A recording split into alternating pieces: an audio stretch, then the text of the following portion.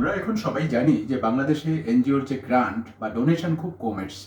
এদিকে আমরা জানি আজকাল climate change is also a huge concern NGO সেক্টরে, অর্থাৎ ডেভেলপমেন্ট সেক্টরের একটা বিশাল যে ফান্ড বা গ্রান্ট সেটি আফ্রিকাতে চলে যাচ্ছে। আমরা যখন এই বিষয়ে অ্যাডভাইজরি বা কনসাল্টিং করি তখন দেখি যে অধিকাংশ ক্যান্ডিডেট বা এনজিও যারা এই ফান্ড চাইছে তারা সেভাবে রেডি বা তৈরি না। এক্ষেত্রে হয়তো 10-25% ডকুমেন্ট থাকে, বাকিগুলো থাকে না। আমরা জেনেছি যে এনজিও সেক্টরে অর্থাৎ ডেভেলপমেন্ট সেক্টরের একটা বিশাল যে ফান্ড বা গ্রান্ট সেটি আফ্রিকাতে চলে যাচ্ছে। আমরা যদি একটি দৃষ্টান্ত সহকারে একেবারে স্পেসিফিকভাবে বলি তাহলে জিনিসটি আমাদের বুঝতে আরও একটু বেশি সহজ হবে।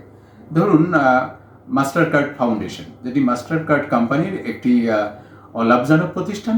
তারা বিভিন্ন দেশে বিভিন্ন এলাকাতে বিভিন্ন চ্যারিটেবল কাজ করে থাকে এবং সেটির যে বার্ষিক ইনভেলপ সেটি 3.6 বিলিয়নের মতো।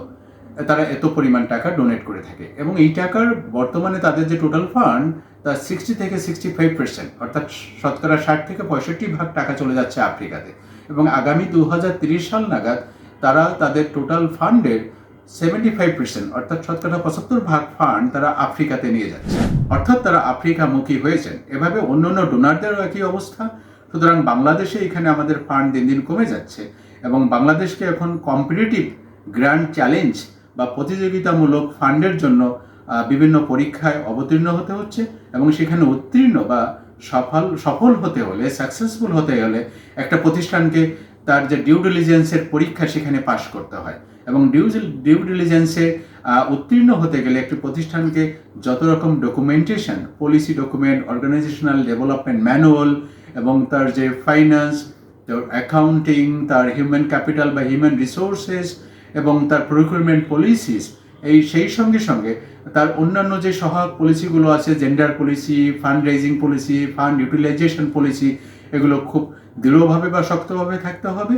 এবং সেই সঙ্গে সঙ্গে আমরা যদি এনজিওর মাধ্যমে বাংলাদেশের আর্থসামাজিক এবং পরিবেশ বিষয়ে কোনো উন্নয়ন আনতে চাই, আমাদের সমস্যাগুলো সমাধান করতে চাই, তাহলে এনজিওগুলোকে আসলে তৈরি হতে হবে। আমরা এই বিষয়ক বিভিন্ন এনজিওর সাথে বিভিন্ন অ্যাডভাইজারি বা পরামর্শমূলক কাজ করে থাকি।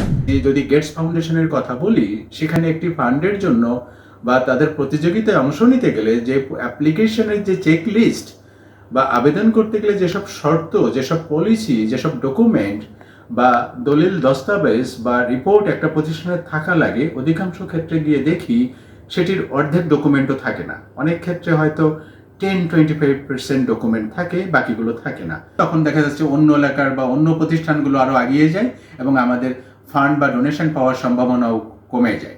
সুতরাং এখনই আমাদের এ বিষয়ে প্রস্তুত হওয়ার সময় এবং এ বিষয়ে যদি আপনারা কোনো ধরনের সহায়তা বা কোনো পরামর্শের প্রয়োজন হয়, আপনারা আমাদের সঙ্গে যোগাযোগ করতে পারেন। আমরা এই বিষয়ে কাজ করছি এবং আমরা জানি যে এই বিষয়ে আসলে কীভাবে কম্পিটিটিভ হওয়া যায় এবং এলিজেবল ক্যান্ডিডেট হয়ে এই কম্পিটিটিভ পুল অফ রিসোর্সে পার্টিসিপেট করে প্রপোজাল উইন করা যায়।